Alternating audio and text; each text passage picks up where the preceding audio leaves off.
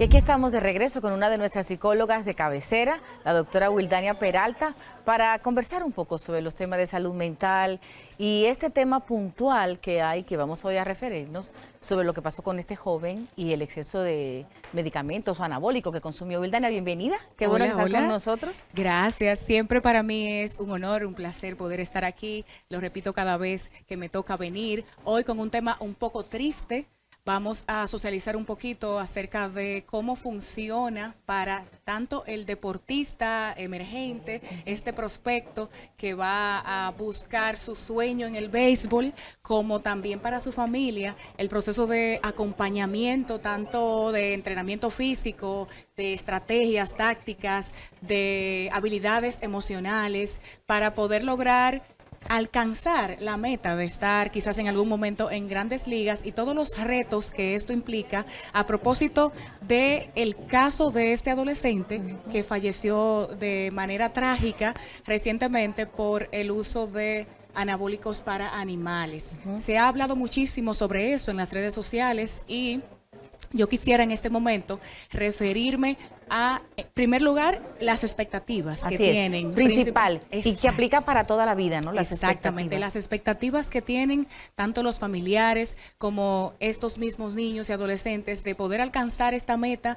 de llegar a las grandes ligas, y no solamente por la figura de estar ahí, sino por la adquisición financiera, la estabilidad, el dinero. Y solo que eso es lo que lo representa. mueve. Exactamente, para muchos de ellos es el dinero. Y en este caso, estas expectativas promueven estrategias tanto adecuadas como no adecuadas a la hora de poder mantener un rendimiento, de poder alcanzar una capacidad de juego competitivo en estos escenarios de deporte, y en muchas ocasiones terminan en problemas tan graves como la muerte o las enfermedades trágicas o que no se tiene forma de cura. Entonces hay que tener mucho cuidado con eso, porque a nivel emocional hay mucha presión, ansiedad y una actitud sacrificial de parte de este niño o este adolescente que lleva su cuerpo a extremos de funcionamiento para poder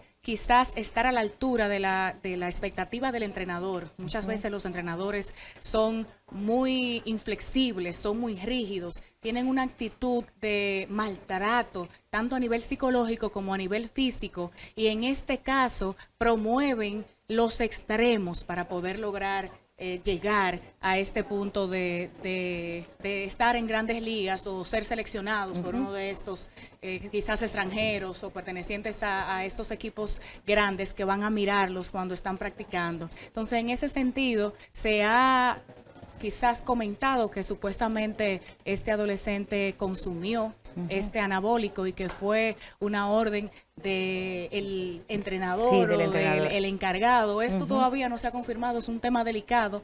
Sin embargo, sí, porque ahí hay acusaciones. Exacto. Puntuales. Sin embargo, muchas veces esto ha pasado. O sea, no es que es algo raro, es algo extraño. Para muchas personas que conocen el ambiente interno del deporte, principalmente en estas casas de entrenamiento de béisbol, se sabe que en ocasiones se utilizan estas estrategias y por eso se ponen poco en duda que haya sido así.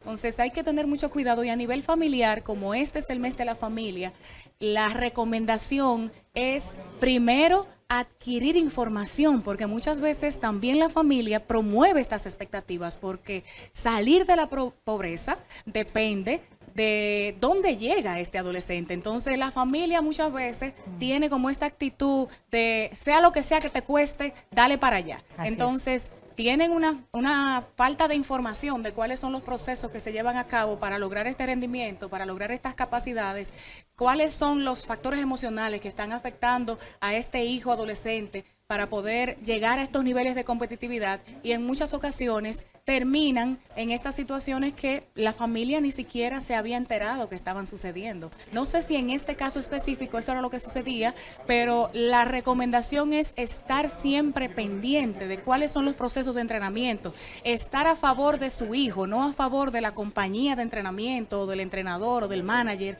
sino a favor de su hijo, porque esa es la persona, como decimos nosotros, la uña le duele huele al dedo. Así Entonces, tú no puedes estar diciendo, mira, lo que el entrenador te mande a hacer, hazlo, no importa lo que él te diga, él sabe por qué te lo dice. Tienes que investigar cuáles son los procesos, repito, de entrenamiento y de adquisición de capacidades para que no se den este tipo de situaciones.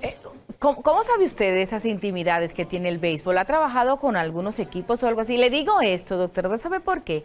Porque yo viví todo eso en carne propia. Mi hijo mayor fue jugador de béisbol y yo siendo una mujer educada como lo que soy, tuve que vivir todas esas expectativas y todo ese desorden, sobre todo desorden, la falta de educación que hay en ese gremio, que es terrible, es decir, personas que no tienen las capacidades intelectuales ni de nada para estar dirigiendo esos niños ni esos grupos. Entonces hay que conocerlo muy bien y usted está hablando con mucha autoridad y con una conciencia muy clara y objetiva. En primer lugar, como psicoterapeuta, a pesar de no tener una especialidad en psicología del deporte, tengo o he tenido pacientes que son prospectos al béisbol. Okay. Yo recuerdo en una ocasión que yo tenía un paciente, un cliente que tenía mucha ansiedad cuando veía la pelota que le llegaba y tenía ansiedad por su manager, porque el manager le hablaba duro, lo amenazaba con sacarlo. La mayoría son entonces locos. Él iba, Yo exacto, le dije. él iba a la consulta y yo le dije un día que masticara chicle, porque yo sé que ellos mastican y el proceso de masticar tiene una función neurológica de relajación. Entonces, él ahora está en Estados Unidos y yo siempre recuerdo eso, aparte de que también doy una asignatura en la Universidad Autónoma de Santo Domingo que se llama Psicología del Deporte. Entonces, hablamos mucho con los próximos maestros de educación física acerca de eso y ellos me enseñan temas de habilidades, técnicas, tácticas y todo eso, y yo les enseño la psicología del deporte, principalmente en el béisbol, que es el deporte que más aquí se practica. Yo hice una denuncia, me pasé 5 años denunciando esas prácticas de las escuelas de béisbol, no de los equipos. Los equipos es otra historia, pero antes de llegar a los equipos, esos 3 años que los chicos se van preparando, yo me gané muchos enemigos en ese proceso de mi hijo, porque veía todo eso que usted está diciendo. Primero, la falta de educación de las familias, la falta de escolaridad, y eso es una bomba, y esa bomba entre familias con falta de escolaridad y entrenadores sin formación y sin dolor de familia, porque a ellos lo único que le mueve es la plata, el dinero, es una bomba de tiempo para esos pobres niños, que la mayoría terminan desequilibrados totalmente, incluso se van a los equipos si logran firmar y siguen más loquitos. Exactamente, tienen dificultades emocionales porque las emociones o la psicología del deportista es en lo último en lo que se piensa. Correcto. Se piensa en entrenar el cuerpo, en entrenar las habilidades del deporte en específico sin tomar en cuenta los riesgos emocionales ni físicos que este entrenamiento puede traer para esta persona. Entonces yo creo que hay que tener más profesionales para que el trato sea multidisciplinario en las escuelas de béisbol y también los profesionales de la salud mental para que puedan acompañar tanto a las familias como también a los famosos deportistas o prospectos que están allí. Lo que pasa es que los equipos de béisbol no les importan esas escuelas que tienen los jóvenes.